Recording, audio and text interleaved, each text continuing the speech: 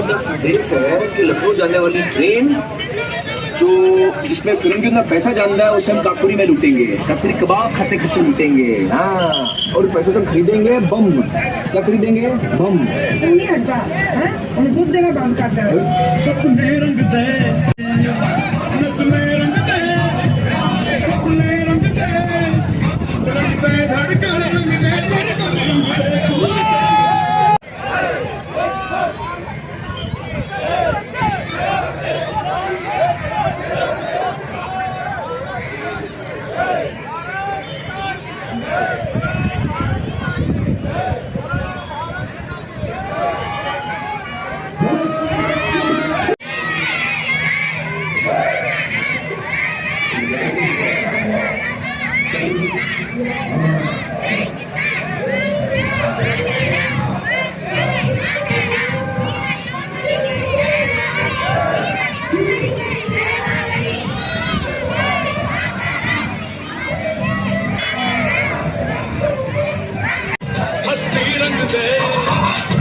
हंस रंग दे, नस नस रंग दे, बचपन रंग दे, दग दग सांस जिसमें हो जुनू जुनू वो कूदे लाल लहू।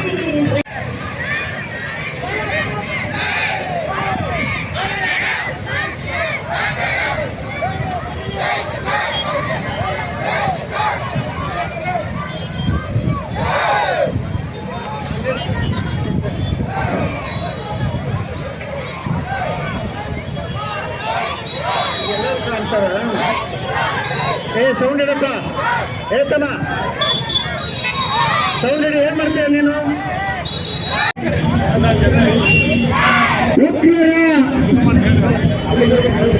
ಉಪಟಳದಿಂದ ಪುಲ್ವಾಮಾದಲ್ಲಿ ಧರ್ಮ ಕೇಳಿ ಸ್ವಲ್ಪ ಕೇಳಿ ಹಿಂದ್ ಧರ್ಮವೇನು ಕೇಳಿ ಅವರ ಕುಟುಂಬದ ಎದುರೇ ನಮ್ಮ ದೇಶದ 24 ಜನರನ್ನ ಪಾಕಿಸ್ತಾನ ಪ್ರಾಯೋಜಿತ ಏನು ಉಗ್ರಗಾಮಿಗಳು ಕಗ್ಗೊಲೆಯನ್ನು ಮಾಡಿದ್ರು. ಅದಕ್ಕೆ ಪ್ರತಿಕಾರವಾಗಿ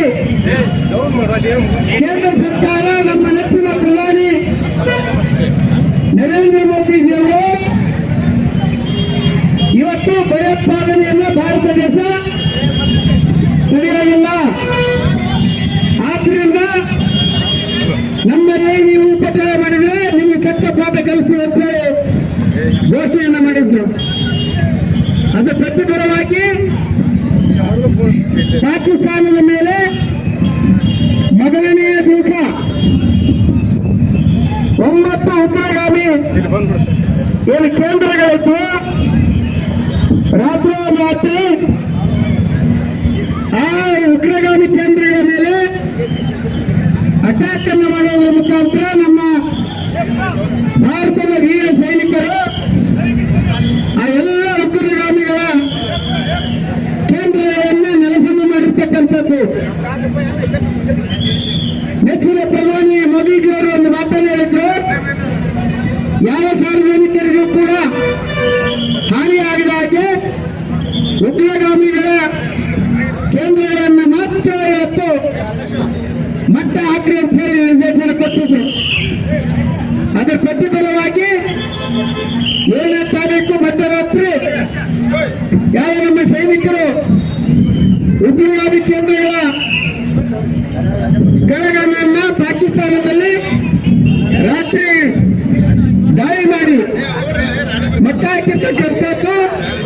100 ಉಗ್ರಗಾಮಿಗಳಿಗೆ ಅವರಿಗೆ ಏನು ಪ್ರತಿಕಾರವನ್ನು ತೀರಿಸಿಕೊಂಡಿರ್ತಕ್ಕಂಥದ್ದು.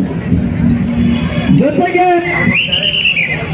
ಭಾರತ ದೇಶ ಇನ್ನೊಂದು ಘನತೆಯ ಯುದ್ಧವನ್ನು ಮಾಡಿರೋದು, ಡಿಪ್ಲೊಮಸಿ ಅಂತಾರೆ ಇದಕ್ಕೆ. ಯಾಕಂದ್ರೆ ಯಾರಿಗೆ ನಾಗರಿಕರಿಗೆ ಹಾನಿ ಮಾಡಿದ್ದಾರೆ. ತದನಂತರ ಏನು ಪಾಕಿಸ್ತಾನ ಭಾರತ ದೇಶದ ಮೇಲೆ ಯುದ್ಧ ಮಾಡಲಿಕ್ಕೆ ಪ್ರಾರಂಭ ಆಯಿತು. ಆ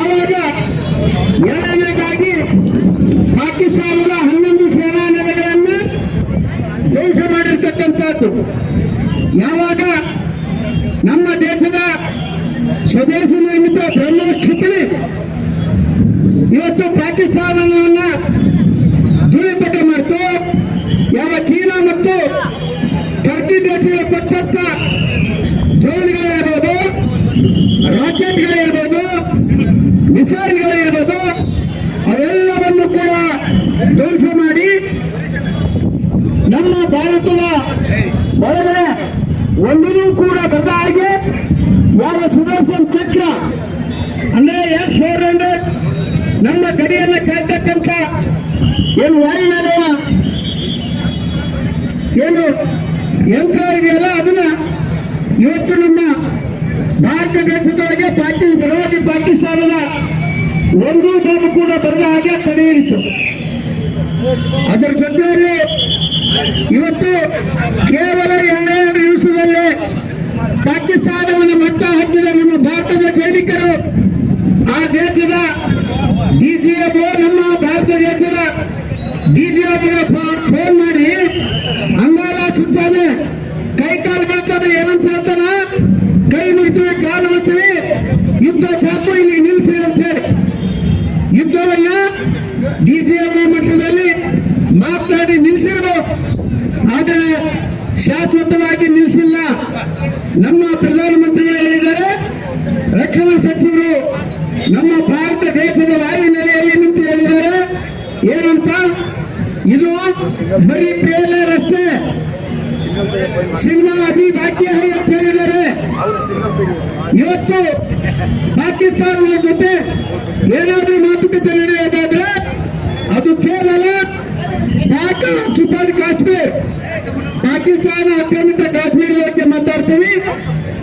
ಪಾಕಿಸ್ತಾನದಲ್ಲಿ ಇರ್ತಕ್ಕಂಥ ಉಗ್ರಗಾಮಿಗಳನ್ನ ಭಾರತ ದೇಶಕ್ಕೆ ಒಪ್ಪಿಸಬೇಕಂತ ಹೇಳಿ ಅದ್ರ ಬಗ್ಗೆ ಕೇವಲ ಮಾತುಕತೆ. ಉಳಿದ ಎಲ್ಲರೂ ಜಲ ಒಪ್ಪಂದವನ್ನು ರದ್ದು ಮಾಡಿದ್ದಾರೆ, ವ್ಯಾಪಾರವನ್ನು ರದ್ದು ಮಾಡಿದ್ದಾರೆ.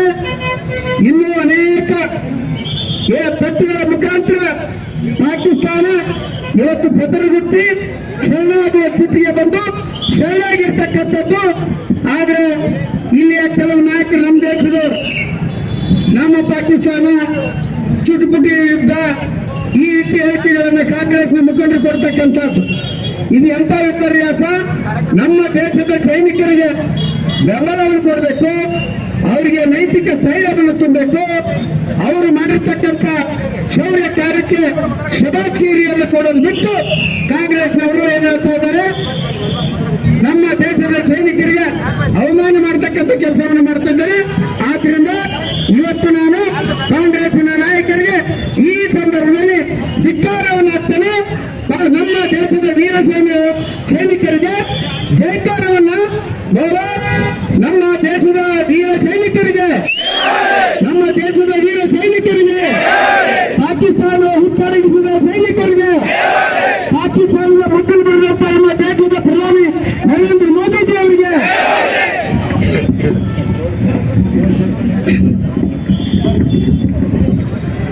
ಬೋಲೋ ಭಾರತ್ ಮಾತಾ ಕಿ, ಬೋಲೋ ಭಾರತ್ ಮಾತಾ ಕಿ. ಇದು ಬರೀ ಒಂದು ಯುದ್ಧದ ಕಾರ್ಯಾಚರಣೆ ಅಲ್ಲ, ಇದು ನಮ್ಮ ದೇಶದ ಶಕ್ತಿಯ ಸಂಕೇತವಾಗಿದೆ.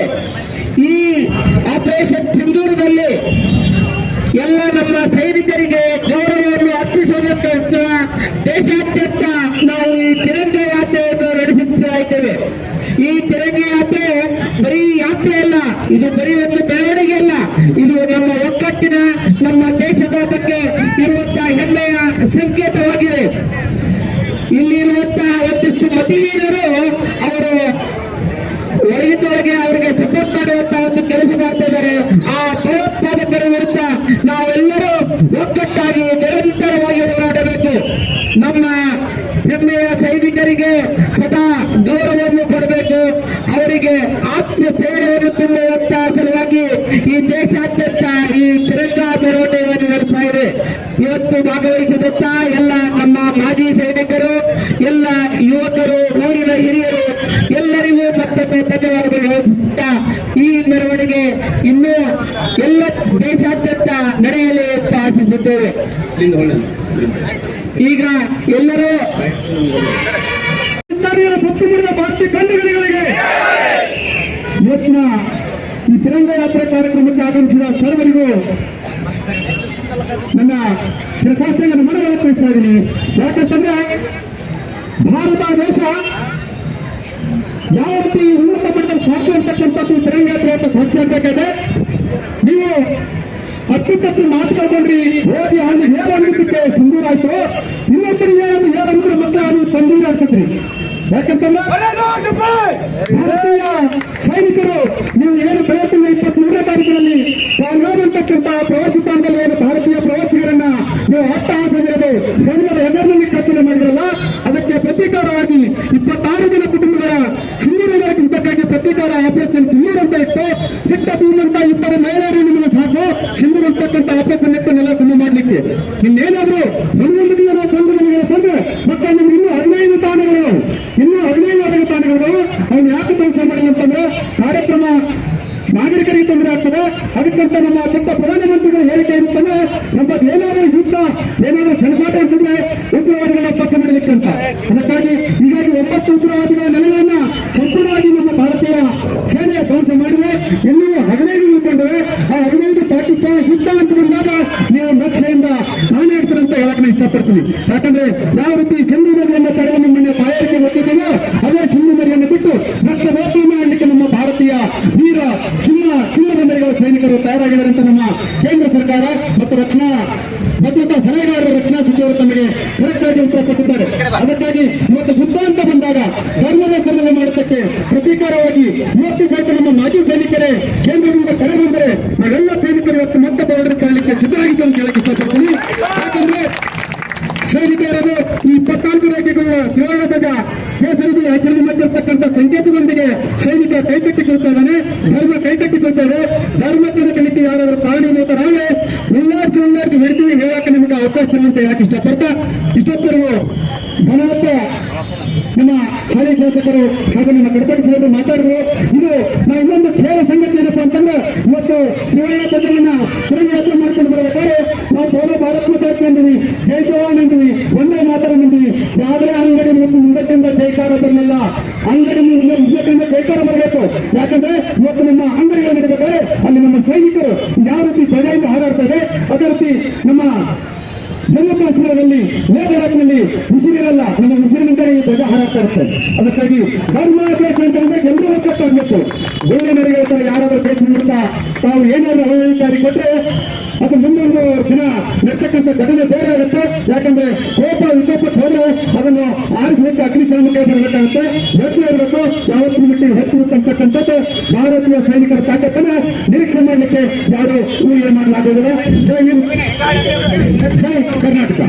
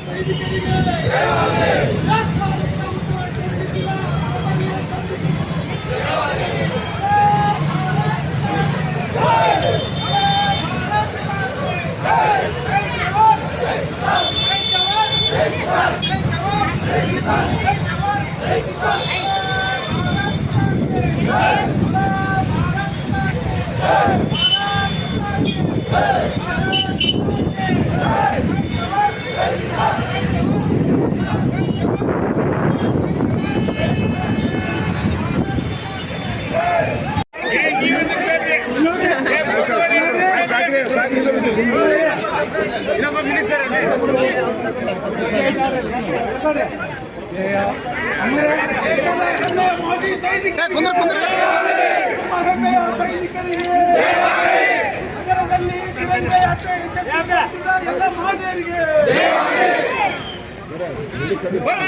ಭಾರತ್ ಮಾತಾ ಕಿ ಭಾರತ್ ಮಾತಾ ಕಿ ಭಾರತ್ ಮಾತಾ ಕಿ